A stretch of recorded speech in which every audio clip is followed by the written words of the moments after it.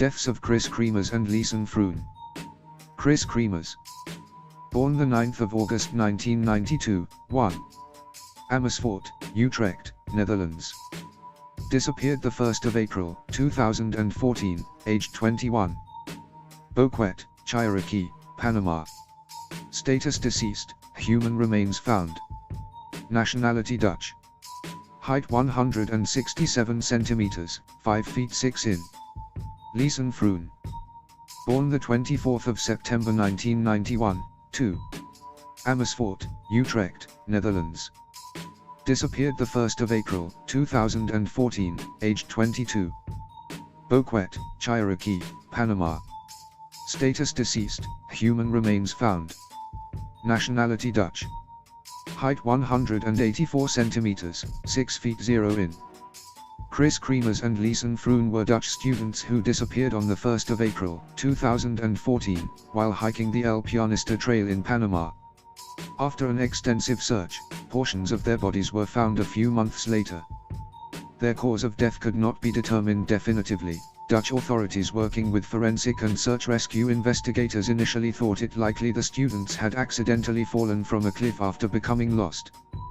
The circumstances and aftermath of their disappearance have resulted in much speculation about their final days. Although many theories have been presented as to what happened to Kremers and Froon, no official cause of death has been ruled. Panamanian authorities came under fire for allegedly mishandling the disappearance and aftermath. Further investigation into the case in 2017 raised questions about the initial investigation, as well as a possible link to murders in the area.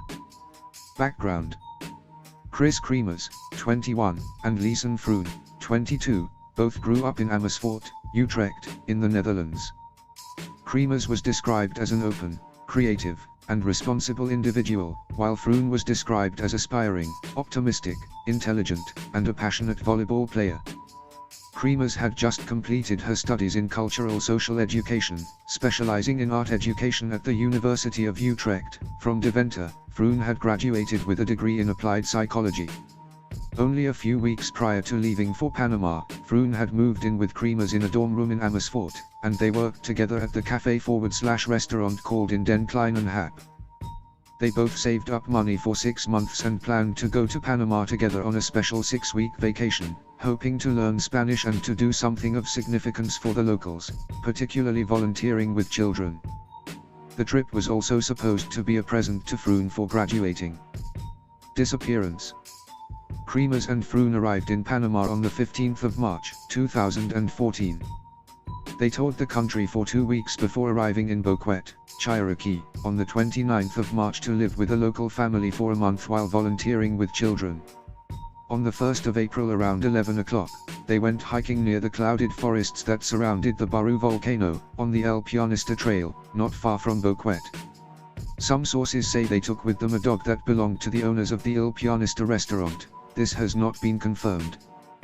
The women wrote on Facebook that they intended to walk around Boquete, and it was reported that they had been seen having brunch with 2 young Dutch men before embarking on the trail. Some sources claim the owners of the restaurant became alarmed when their dog returned home that night without Kremers and Froon. Froon's parents stopped receiving text messages, which both women had been sending to their families daily. On the morning of the 2nd of April, the women missed an appointment with a local guide. On the 6th of April, their parents arrived in Panama along with police, dog units, and detectives from the Netherlands to conduct a full-scale search of the forests for 10 days. The parents offered a $30,000 reward for any information leading to the whereabouts of Kremers and Froon. Discovery of backpack. All times in this article are Panama Standard Time. 10 weeks later, on the 14th of June, a local woman turned in Froon's blue backpack, which she reported finding by a riverbank near her village of Alto Romero, in the Bocas del Toro province. The backpack contained 2 pairs of sunglasses, $83 in cash, Froon's passport, a water bottle, Froon's camera, 2 bras, and the women's phones in good condition.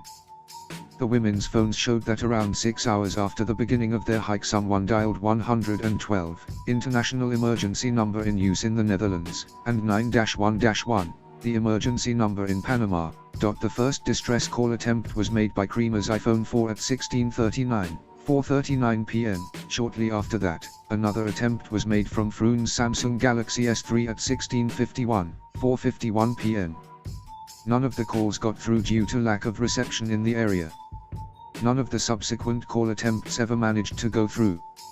On the 4th of April, Froon's phone battery became exhausted after 5 and the phone was never used again. Kremer's iPhone would not make any more calls either but was intermittently turned on to search for reception.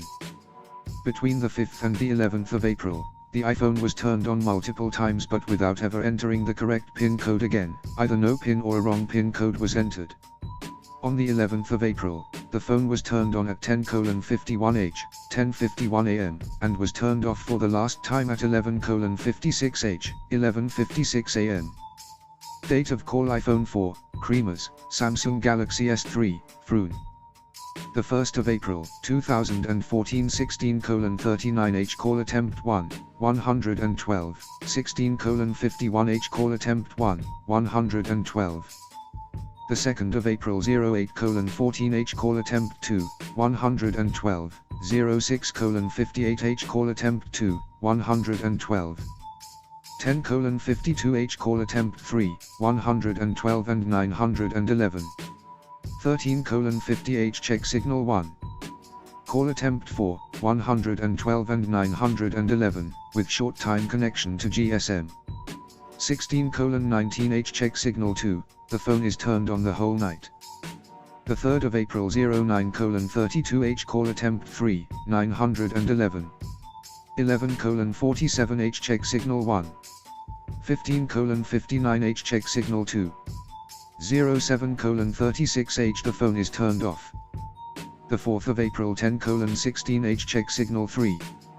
13:42h check signal 4. 04:50h check signal 3. 05:00h check signal 4, the battery is empty, no further activity. The 5th of April 10:50h check signal 5. 13:37h check signal 6, no pin. The 6th of April 10:26h check signal 7, no pin. 13:37h check signal 8, no pin. The 11th of April 10:51h check signal 9, no pin. 11:56h switched off after 1:05h, no further activity, 22% battery left. Froon's Canon camera contained photos from the 1st of April suggesting that the women had taken a trail at the overlook of the Continental Divide and wandered into some wilderness hours before their first attempt at making emergency calls, but with no signs of anything unusual. On the 8th of April, 90 flash photos were taken between 1 and 4 o'clock, apparently deep in the jungle and in near complete darkness. A few photos show that they were possibly near a river or a ravine. Some show a twig with plastic bags on top of a rock, another shows what looks like a backpack strap and a mirror on another rock, and another shows the back of Kremer's head. Discovery of remains. The discovery of the backpack led to new searches along the Kuluba River. Kremer's denim shorts were found atop a rock on the opposite bank of the tributary, a few kilometers away from where Froon's backpack had been discovered. A rumor claimed that the shorts were found zipped and neatly folded. Pictures of the shorts, published in 2021, disproved this information. 2 months later, closer to where the backpack was discovered, a pelvis and a boot with a foot inside were found. Soon, at least 33 widely scattered bones were discovered along the same riverbank. DNA testing confirmed they belonged to Kremer's and Froon. Froon's bones still had some skin attached to them, while Kremer's bones appeared to have been bleached. A Panamanian forensic anthropologist later claimed that under magnification there are no discernible scratches of any kind on the bones, neither of natural nor cultural origin. There are no marks on the bones at all. Had natural decomposition of the body near a river caused the bones, which are heavier than water, to sink to the bottom of the river, markings on the bone should have been visible from friction with the riverbed. One bone fragment attributed to Kremer's involved a bleached half of her pelvis. Under natural decomposition, a pelvis, especially from a younger person, does not break in half. Furthermore, it is not likely to have been caused by predators. Moreover, the bone was missing joint tissue that remains intact for years under natural decomposition.